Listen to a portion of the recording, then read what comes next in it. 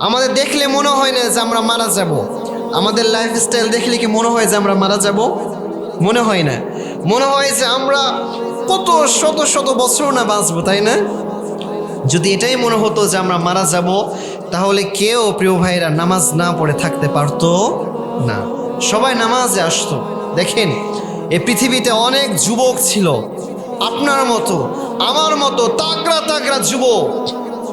আহা, সময়ের পরিবর্তে বাবার আগে সন্তান চলে যাচ্ছে, বড় ভাইয়ের আগে ছোট ভাই চলে যাচ্ছে, স্বামীর আগে স্ত্রী চলে যাচ্ছে, বাবার আগে সন্তান চলে যাচ্ছে, ভাইয়ের আগে বোন চলে যাচ্ছে।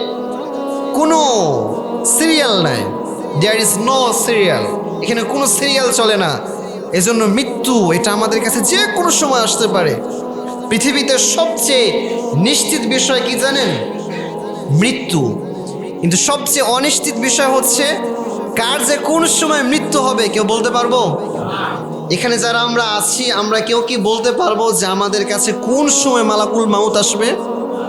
কেউ বলতে পারবো না, কেউ বলতে পারবো না।